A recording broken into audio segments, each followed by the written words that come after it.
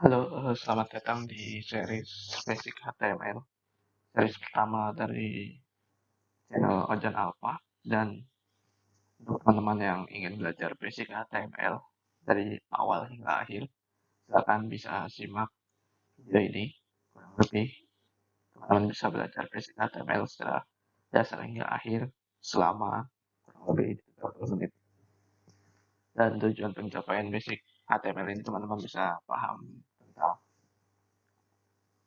apa itu HTML dan bagaimana cara mengetahui struktur HTML yang baik. Nah, langsung saja kita lanjut tentang pembahasan basic HTML ini. Yang pertama ada what is HTML. HTML itu apa menurut teman-teman? Ada yang bilang bahasa pemrograman, Mas. Ada yang bilang bukan bahasa pemrograman. Ya, yang benar adalah bukan bahasa pemrograman. HTML ini adalah hypertext markup, markup ataupun baik atau menjadi istilahnya itu bahasa markup dari HTML atau bahasa sintak yang dasar banget untuk menyusun sebuah kerangka website yang merupakan gabungan dari dua buah istilah, yaitu hypertext dan markup. Like, apa sih itu?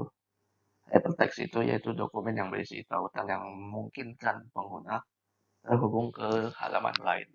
Jadi misalnya teman-teman punya halaman pertama tentang eh, data diri teman-teman, halaman yang kedua tentang relasi pekerjaan teman-teman, dan yang ketiga tentang kegiatan teman-teman sehari-hari itu bisa digabungkan secara bersamaan dengan menggunakan HTML ini. Sedangkan markup like language ini merupakan sebuah bahasa komputer yang terdiri dari sekumpulan kode untuk mengatur struktur dan menyajikan informasi. Jadi kayak struktur pembuatan website itu kayak ada tag, ada atribut, ada elemen. Ntar kita bahas satu-satu untuk membuat struktur halaman website. Lalu ada sejarah HTML. HTML1 ataupun HTML versi 1 itu tahun pembuatannya di 1991. Adapun tujuannya yaitu mempermudah ilmuwan mengakses dokumen ataupun dokumen satu dengan lain di di di berbagai komputer. Jadi dulu tuh kan kayak komputer kan masih jadul banget tahun 1991. Jadi gimana caranya biar dokumen-dokumen yang banyak ini bisa disatukan dengan cepat? Itu bisa menggunakan si HTML1 ini atau HTML versi 1. Lanjut lagi di tahun 1995 itu HTML menaikkan versinya itu menjadi versi 2, itu menghubungkan dokumen dan menyajikan informasi dengan berbagai format ataupun gaya. Contohnya kayak misalnya ada penggunaan warna, penggunaan tipe, tulisannya mau seperti apa. Lalu ada di tahun 1997 itu naik lagi versinya menjadi versi 3, yaitu memperbaiki bug pada versi sebelumnya. Jadi sepertinya nih pada tahun 1996 itu ada banyak sekali kesalahan. Jadinya kita mulai si HTML ini mulai update atau memperbaiki masalah tersebut dan mendukung dengan penggunaan CSS ini, styling ini. Jadi eh, dari tahun 1991 sampai 97 itu belum bisa ngasih ini nih, kayak ngasih warna, ngasih posisi teks itu mau gimana, di situ penggunaan fontnya seperti apa, itu 1997 baru bisa ditemukan. Dan pada tahun 1997 sampai 2000 itu naik lagi versinya ke versi 4, standarisasi pada HTML secara universal sehingga browser apapun dapat menampilkan hasil yang sama. Jadi waktu tahun 1997 itu kayaknya hanya browser tertentu saja yang bisa akses, kayak dulu ada Edge, mungkin ya Edge atau enggak Internet Explorer, bahkan dulu apa ya namanya ya, browser pertama kali itu yang sekarang udah tutup kalau nggak salah, apa masih buka juga saya kurang tahu. Itu mungkin dia yang pertama kali support HTML. Dan di tahun 2014 sampai sekarang itu HTML udah naik, ataupun versi akhirnya itu HTML5, itu menyederhanakan sintak dengan efek error yang lebih minimal, dan fitur-fitur juga lebih disempurnakan. Jadi kayak di HTML5 ini ada audio, iframe, image, di situ ada paragraph, heading, array, button, dan bahkan yang lain-lainnya. Dan itu sekilas tentang sejarah HTML. Lalu apa sih penyusunnya itu? Kita mulai satu-satu dari tag, elemen, dan atribut. Kita bahas satu-satu dari tag HTML. Si tag HTML ini digunakan sebagai awalan instruksi atau perintah yang dibaca web browser. Misalnya tag bold itu fungsinya buat menampilkan teks dalam format tebal, ataupun tag I untuk italic, ataupun tag small untuk kecil, ataupun tag P untuk paragraf. Dan biasanya pada tag ini ada opening dan ending. Nah, endingnya ini atau bentuknya ini itu biasanya ada slash sebelum kata. Jadi body itu openingnya bold, contohnya bold. Terus berarti tetapnya berarti sebelum kata bold ini ada garis miringnya. Lalu ada elemen HTML. Nah, ini dibahas nih yang tadi nih. Ada tag penutup, ada tag awal. Itu untuk elemen HTML. Dan pada atribut biasanya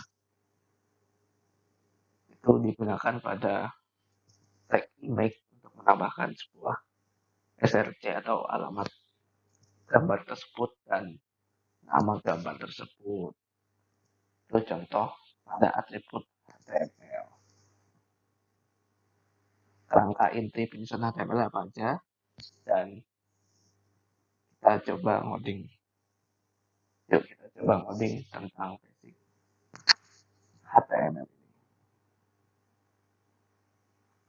Pembahasan kali ini kita akan membahas tentang basic HTML, dan kita langsung mulai coding bareng aja tentang basic HTML ini ada apa aja dan apa yang harus teman-teman ketahui tentang basic HTML. Teman-teman bisa download terlebih dahulu Visual Studio Code. Lalu teman-teman bisa buka filenya.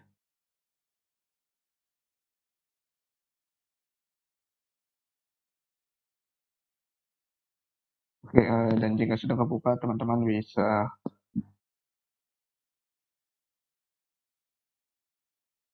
new open folder, ada di file lalu open folder, dan teman-teman bebas bikin foldernya di mana. Saya bikin folder di sini. Saya bikin folder aja di sini, new.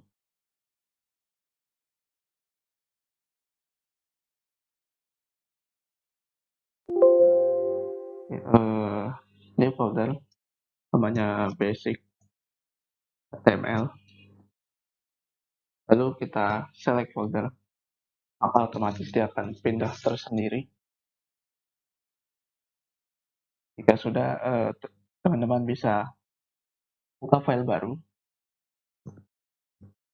new file, lalu ketikkan di sini index.html atau html, enter. Ya, sorry, html.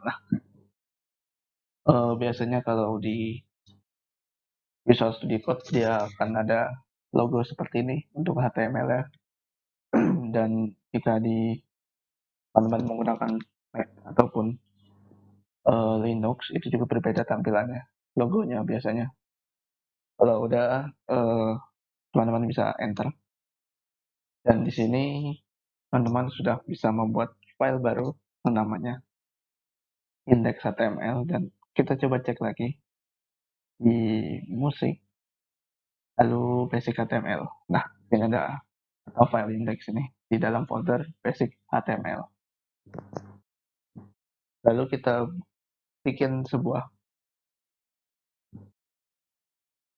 inti dari tag HTML itu ada apa aja. Teman-teman bisa ketik atau tekan shift lalu tanda seru, ada beberapa pilihan. Teman-teman bisa pilih yang paling atas. Dia akan otomatis membuat sintaks untuk pembuatan HTML yang dimana untuk tipe HTML ini akan mendeklarasi sebuah file yang dimana akan dibaca oleh sistem website tersebut ini bahwa berupa HTML. Dan di sini ada tag ataupun ada tag HTML dan atribut length yang dimana length itu fungsinya buat deklarasi bahasa. Kalau teman-teman hapus juga nggak terlalu masalah ini sebenarnya. Dan di sini ada kalau diimplementasi dunia nyata itu ada head itu artinya kepala, body itu artinya badan. Jadi ini buat bagian kepalanya HTML dan ini buat bagian body atau tubuhnya si HTML ini. Di sini ada beberapa tag meta. Tag meta ini cara set ini yang dimana UTF-8 itu fungsinya buat mendeklarasikan tipe bahwa kita menggunakan UTF-8. UTF-8 itu kalau misalnya teman-teman bisa cari itu sebuah kode untuk mendeklarasi sebuah sintak. Dan ini ada tag meta HTTP Equif yang dimana file HTML ini sudah bisa digunakan dalam minimal browser AppKit. Lalu ada meta viewport ataupun konten yang dimana fungsi ini buat responsif ataupun versi mobile. Jika teman-teman bisa akses nanti ada series yang tentang responsif web design ataupun responsif website akan kita belajar juga setelah basic HTML, CSS dan JavaScript. Lalu di sini ada title, di mana title ini punya elemen dokumen ataupun namanya dokumen. Kalau misalnya kita ubah, misalnya di sini ini file HTML website dan kita save, teman-teman bisa download terlebih dahulu extension yang namanya live server. Nah, di sini teman-teman bisa download yang dimana fungsinya untuk menjalankan sebuah file HTML secara langsung. Artinya real time, jika ada perubahan dia langsung update otomatis. Jadi tanpa perlu reload lagi. Jika sudah diinstal maka akan ada tampilan di bagian pojok ini biasanya. Kalau tidak ada, teman-teman bisa klik kanan lalu open with live server. Dan biasanya dia bakal buka sendiri filenya di Chrome ataupun di perangkat default internet teman-teman. Dan di sini ada tulisan ini file HTML sesuai dengan apa yang kita buat di file studio code ini. Lalu di bagian body ada deklarasi beberapa sintak teks baik dari A1 ataupun heading 1, terus ada heading 2 sampai heading 6 yang dimana tingkatan sebuah heading ini mempengaruhi ukuran si kalimat atau si outputnya ini. Kita coba dulu di sini heading 1 elemennya, heading 2 heading 3, heading 4, terus ada heading 5, heading 6. Kita save dan kita pindahkan, maka akan tampilannya ada urutannya dari yang pertama, perannya sangat besar, lalu yang kedua itu sedikit mengecil dari yang pertama, yang ketiga itu hampir kecil lagi dari heading 2 yang paling, dan yang paling kecil adalah heading. Lalu ada HR atau headline yang dimana buat garis, dan ada P sebagai paragraf, contoh konten paragraf. Terus ada small itu buat tulisan kecil, contohnya ini tulisan kecil. Lalu ada bold, buat bold, dimana ini fungsi text bold tulisan, dan di sini ada U sebagai underline, ini underline atau garis bawah. Terus ada I sebagai garis miring atau italic. Di sini contoh italic. Lalu ada strong itu buat tulisan lebih tebal daripada bold, atau B itu tulisan sangat tebal. Terus ada A yang dimana ini fungsinya ada atribut href, yang dimana kalau misalnya kita klik ataupun kita masukin di sini google.com, dia bakal redirect ke halaman Google itu, contohnya klik dong. Nah, terus habis itu ada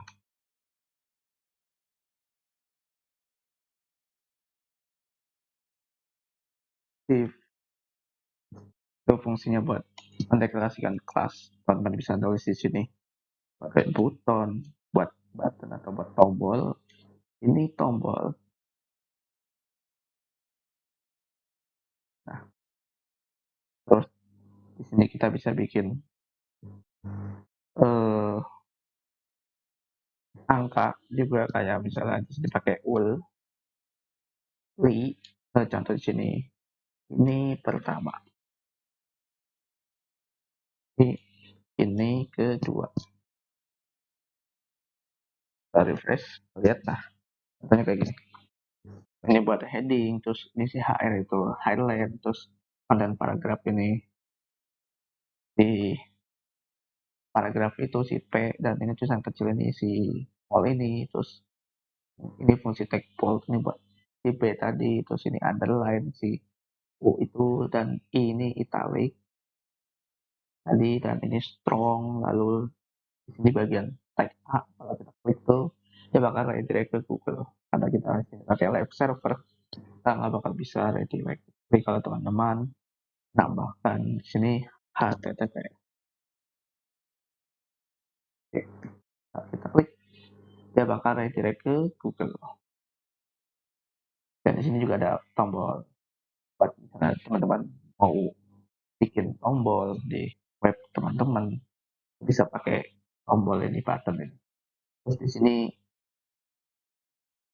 ada list number ataupun list dot, bisa buat kayak rincian di web teman-teman ini ada apa aja, bisa disebutin pakai tag li ini yang diawali dengan ul ini.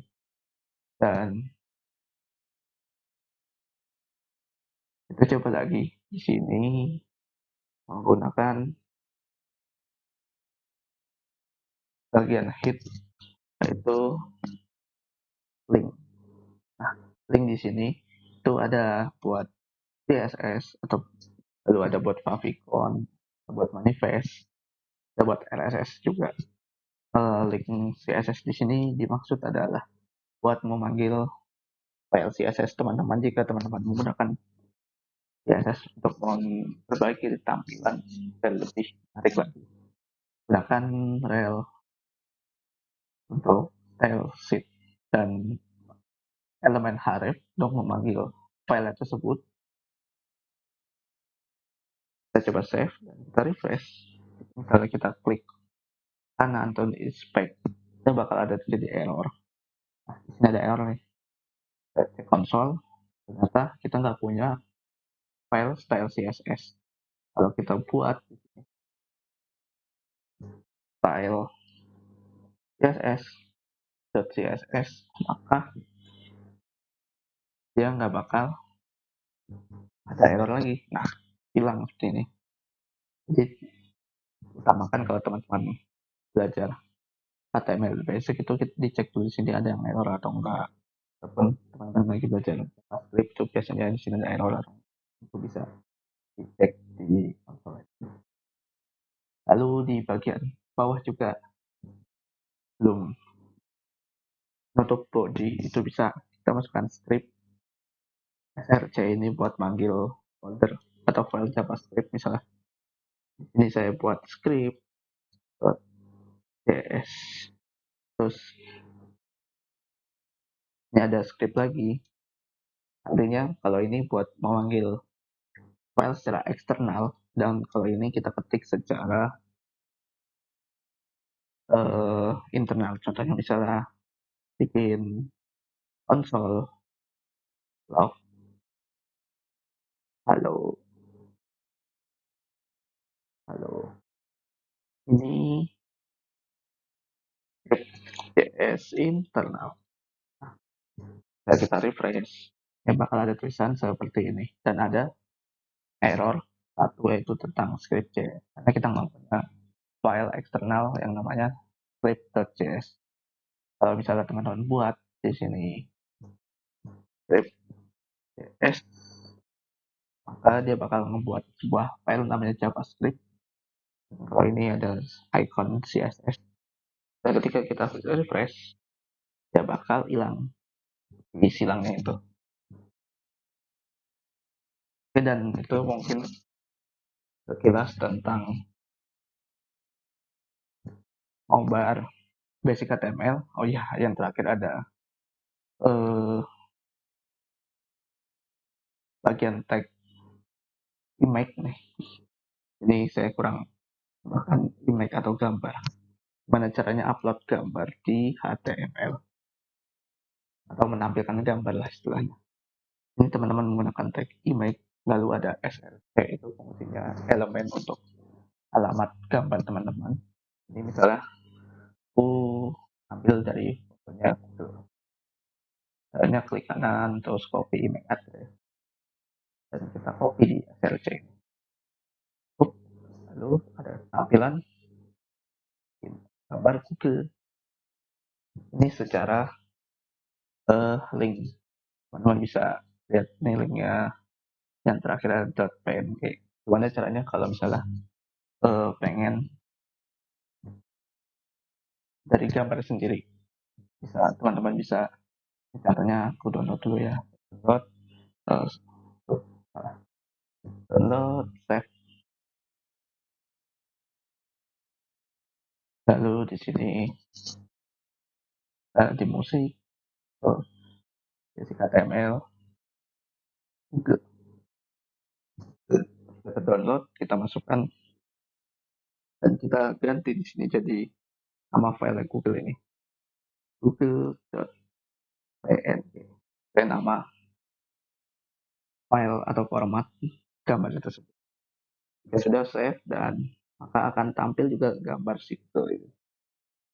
Gimana kalau gimana gimana kalau misalnya si folder image ini ada folder gambar ini ada di dalam folder.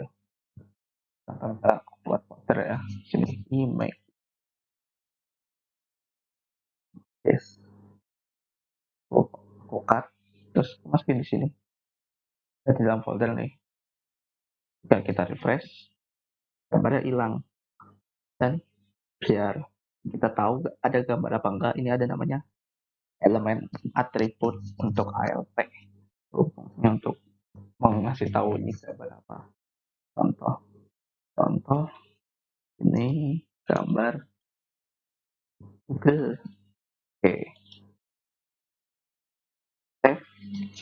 Dia bakal ada peringatan bahwa ini gambar Google. Tapi ketika kita inspect elemen, maka akan terjadi error bahwa gambar tidak bisa di-load ataupun tidak ditemukan pada server kita.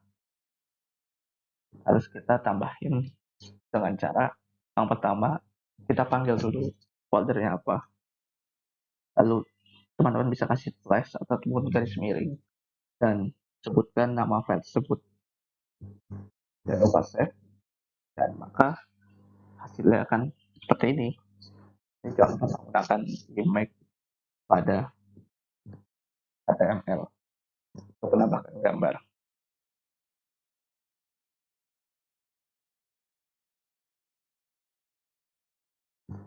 Oke, kita lanjut ke pembuatan tabel pada HTML. Banyak sih cara buat tabel. Biasanya kan kalau di Word kan itu ada cara pembuatan tabel. Nah, di HTML juga ini kita bisa membuat tabel ini. Caranya, saya enter lagi di bawah gambar. Nah, teman-teman bisa gunakan komen untuk menjadikan referensi dengan cara guna visual code itu pencet Ctrl lalu garis miring. Jadi ini kita namain aja di sini ini tabel HTML. Nah, dah kelebihan. Oke, kita enter dan ini kita ketik tabel HTML, tolong buatkan tabel. Lalu kita tulis di sini tabelnya itu ada apa aja. Misalnya yang pertama saya buat R dulu. R ini kayak kolomnya ini, baru kita buat kan kolom sih istilahnya kayak apa ya, kayak garis garis pertama, baris pertama itu loh. Lalu kita buat TH kolom yang pertama. Contoh misalnya ini kolom yang pertama nama, yang kedua usia, lalu yang ketiga ada usia, ada apa namanya, ayo, waduh, nih di atas nih. Nah, nomor HP. Nah, ketika kita refresh, save, terus dia baru buat si ini kolom satu baris mempunyai 4 kolom, 3 kolom. Itu nama, usia, nomor HP.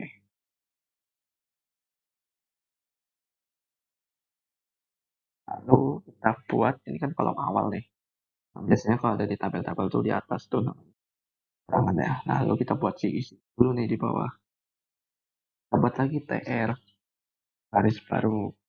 Tapi gunakan TT untuk isi. Jadi kalau TH itu buat keterangan yang paling atas, TT itu buat keterangan ininya.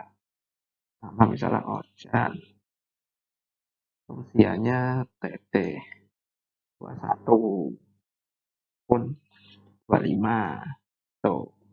Terus nomor HP-nya TT lagi 1402. Tahu lah ini nomor apa. Itu kan save, kita cek. Nah, ternyata kita udah berhasil membuat tabel. Tapi dengan border kita ada isi lagi dulu tabelnya.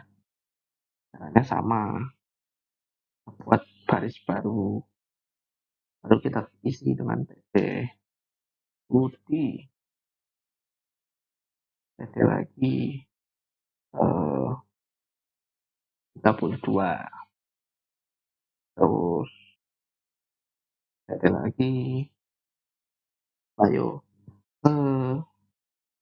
nomornya 1234 tuh. Udah.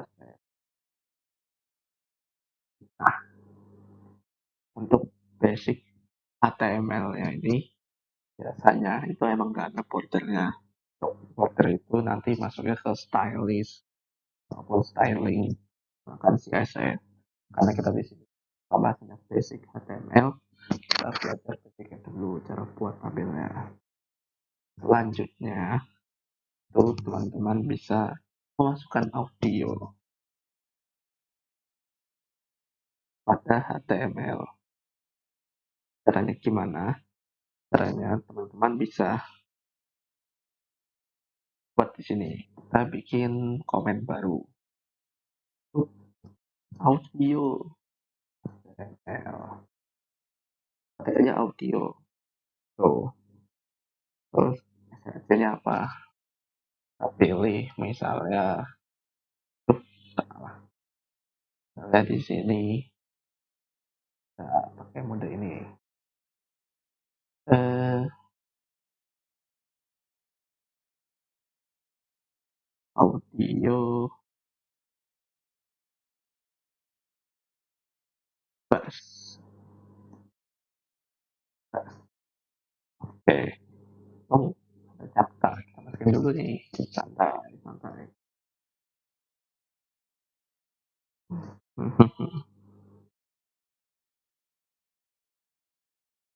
Oke. Kita cari format MP3-nya.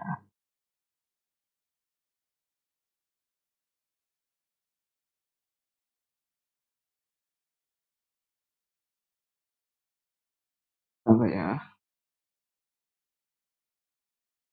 10 Hz, 20, 30. Wow.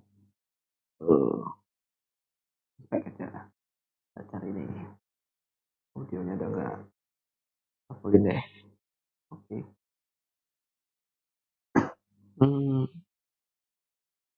Nggak ada dia. Nggak dimasukin sini. Kita cari web lain. Audio bass. Bass MP3.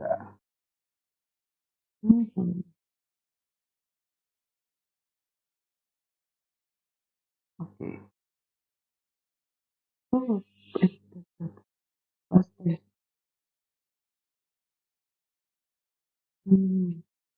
Saya mana nih?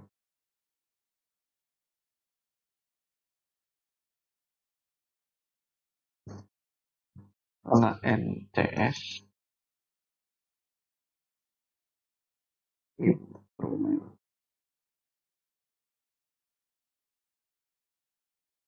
MP3. Nah, kita coba nih cari sini. Mana nih MP3? Nah, di laptop saya sendiri nggak ada nih MP3. Oh, masih kita cari. Jadi kita cari apa ya? Ini, saya coba.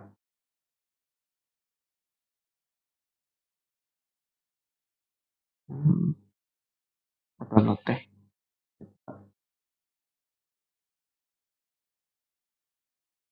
Oh, harus login ternyata bro. Hmm, cek.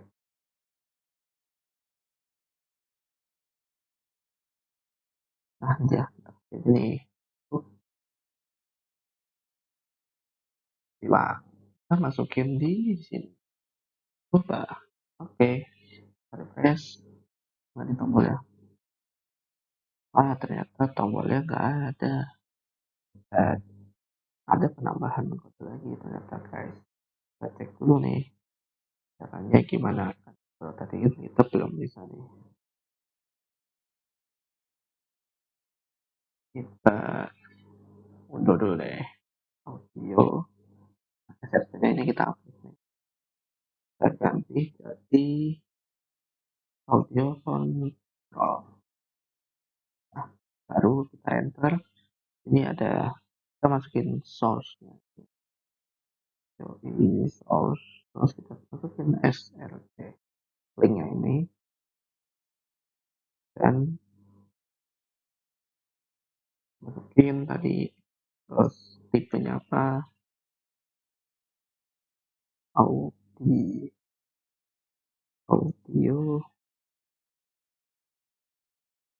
sampai oke,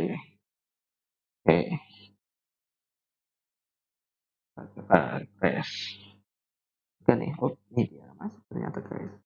Ini buat contoh audio, kita apply. Nah itu seperti itu buat audio. Lalu ada lagi namanya video. Video di sini biasanya menggunakan frame saat nonton buka di YouTube. Terus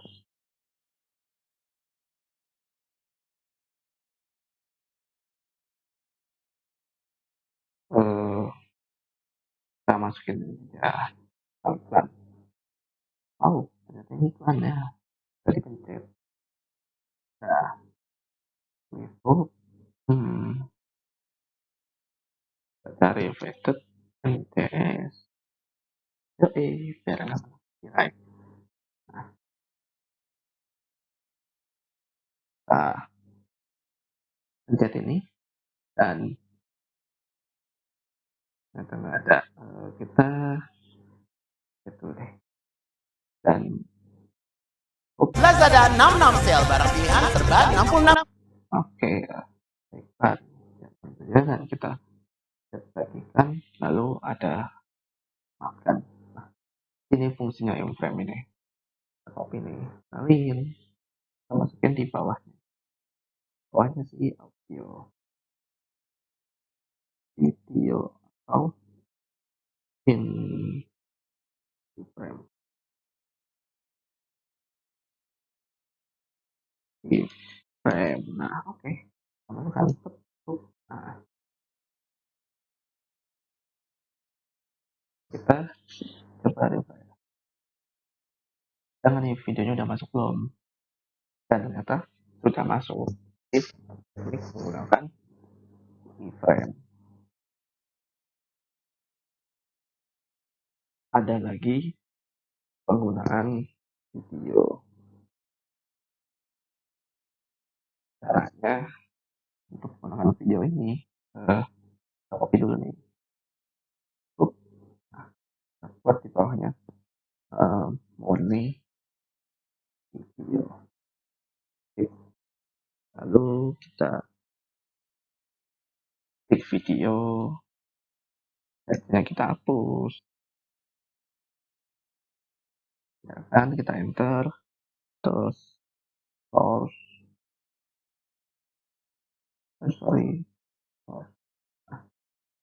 src, masukkan, terus habis itu tipenya apa, kita masukin ini tipenya video,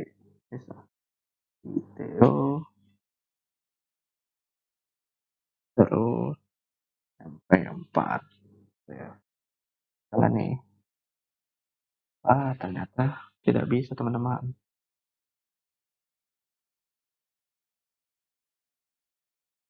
Coba kita atur white ya, 100%. Apakah bisa? Ternyata udah masuk nih, tapi belum ada videonya. Atau misalnya kita cari videonya, salah ya. Ini cara penggunanya aja. Kalau teman-teman bisa bikin video internal, teman-teman pakai link. Ya kan ya, saya menggunakan YouTube, berarti kan nggak bisa caranya. Bisa saja dari ini kosong.